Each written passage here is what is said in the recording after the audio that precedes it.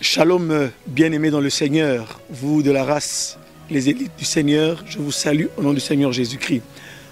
Aujourd'hui, j'aimerais m'entretenir avec vous sur l'intimité avec Dieu.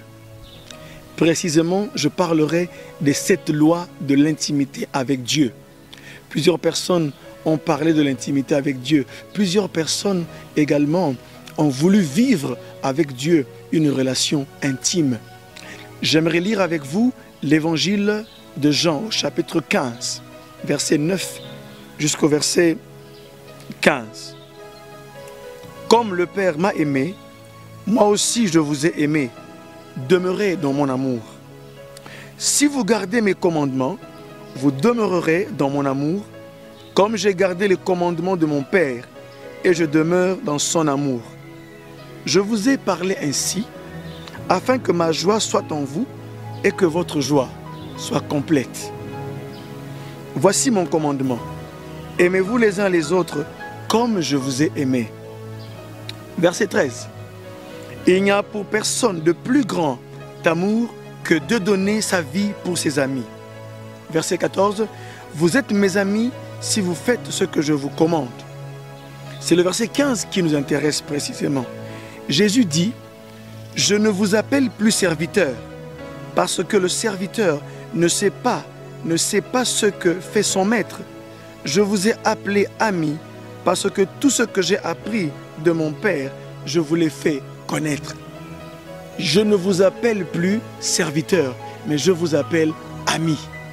Parce que le serviteur ne sait pas ce que fait son maître, mais l'ami le sait.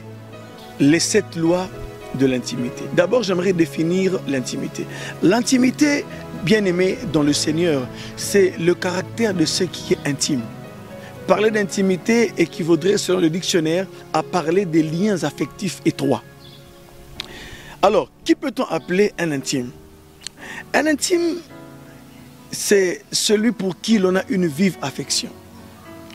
Ce qui est intime, c'est ce qui est le plus au-dedans. Ce qui est intime, c'est ce qu'il y a au fond du cœur. C'est comme cela que nous allons comprendre l'intimité et on va parler des intimes. Bien-aimés dans le Seigneur, il faudrait que vous sachiez que depuis les origines, depuis Éden, le jardin d'Éden, Dieu a toujours voulu être avec sa créature, l'homme. C'est pourquoi même, vous lirez dans Genèse 3:8, on disait que l'homme et la femme, après avoir péché, avaient entendu la voix de l'Éternel qui parcourait le jardin vers le soir. Dieu a toujours eu le désir d'être avec l'homme. Les 7 lois de l'intimité. La première loi de l'intimité, c'est la loi de la transparence. Ici, j'aimerais dire à mes frères et à mes sœurs qui me suivent que cet enseignement a été donné par mon père spirituel, le prophète Gary King, lors de ses interventions dans l'église, et j'ai été marqué par cet enseignement et j'ai également été instruit par le Saint-Esprit sur autre chose encore, au-delà de ce que le prophète avait dit. C'est pourquoi la première loi, c'est la loi de la transparence.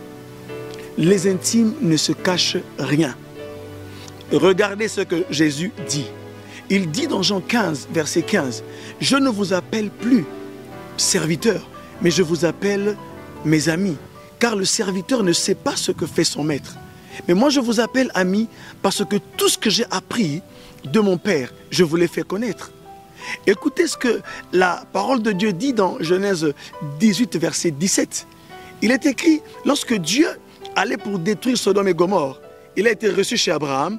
Et avant de partir, après qu'Abraham ait reçu ces trois mystérieux personnages, la Bible dit, et l'Éternel dit, cacherai-je à Abraham ce que je vais faire?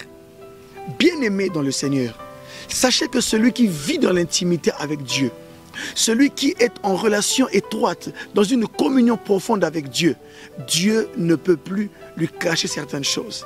Il y a certaines choses qu'il sait, non pas parce qu'il est le plus spirituel de tous, mais simplement parce qu'il est un intime de Dieu.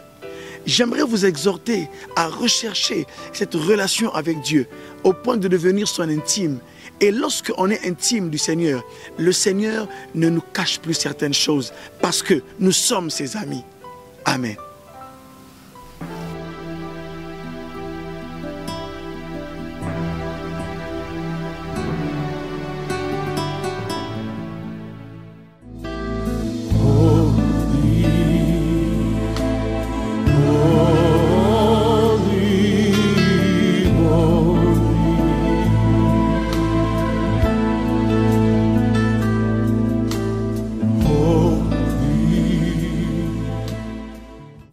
La deuxième loi, la loi de la possession. Lorsque des intimes sont en relation, l'un veut être à l'autre.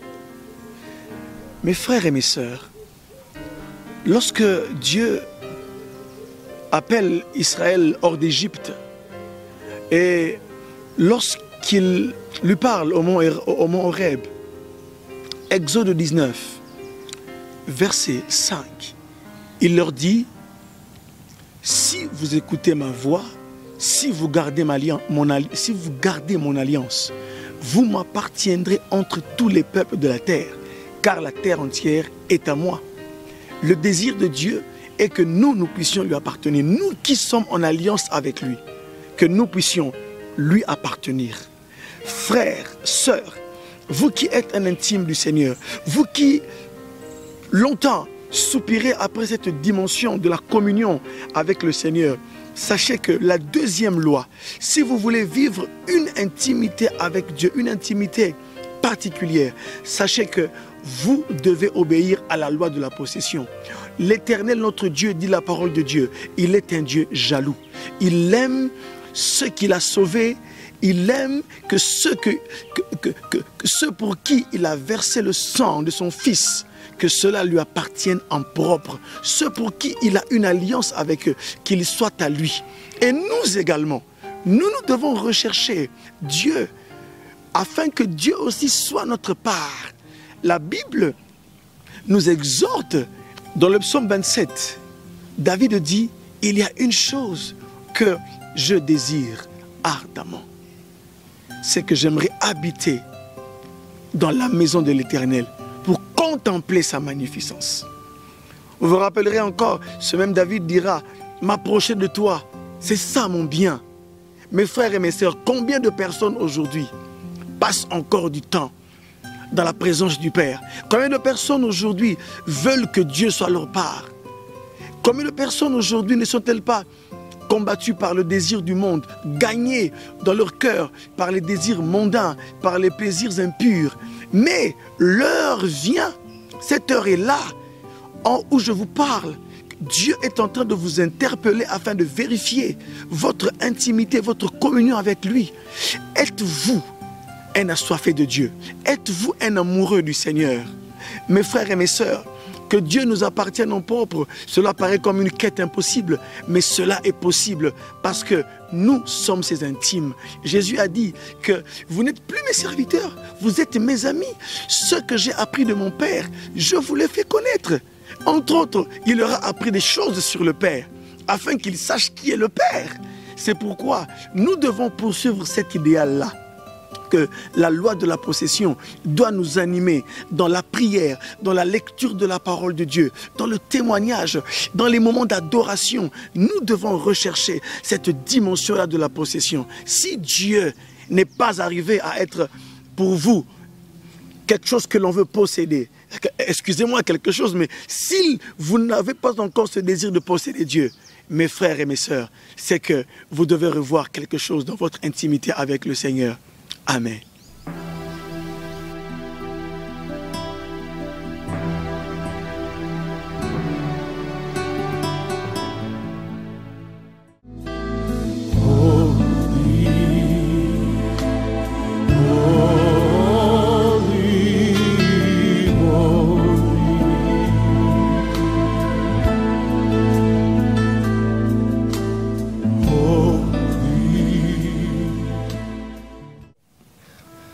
La troisième loi, la loi du langage.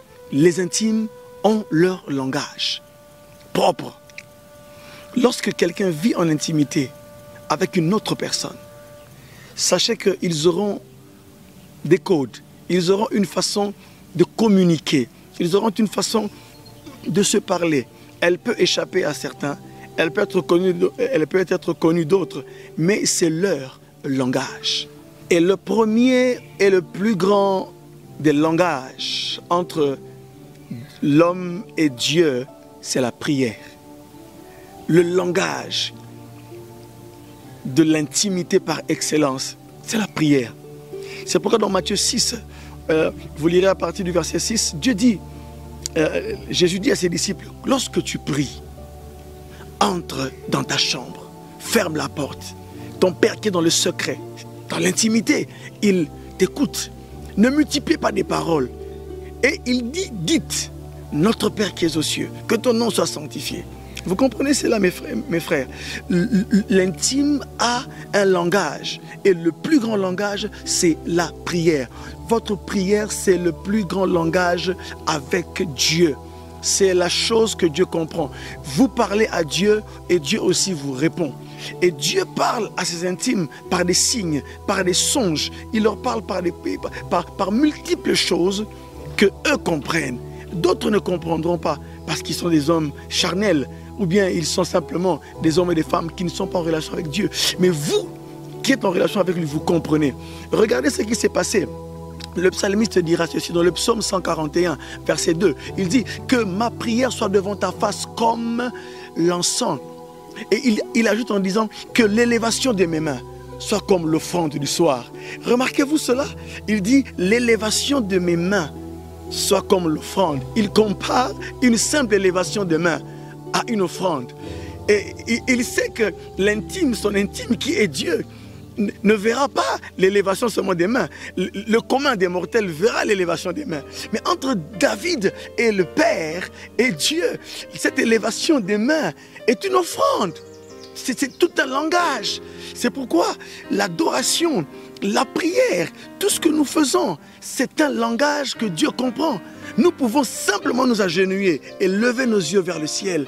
Là, c'est un langage. Le Père comprend que son Fils a besoin de quelque chose. Le Père comprend que son Fils ici a dans son cœur un désir qu'il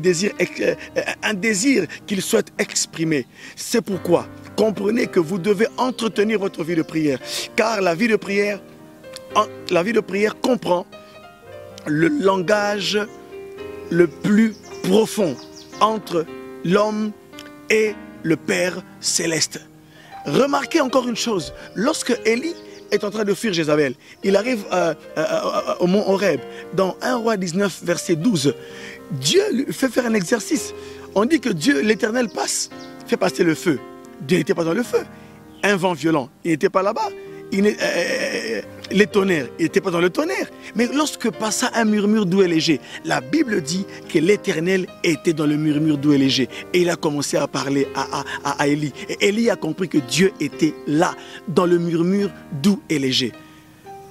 Entretenez votre langage. Les intimes ont un langage entre eux. Que Dieu vous bénisse.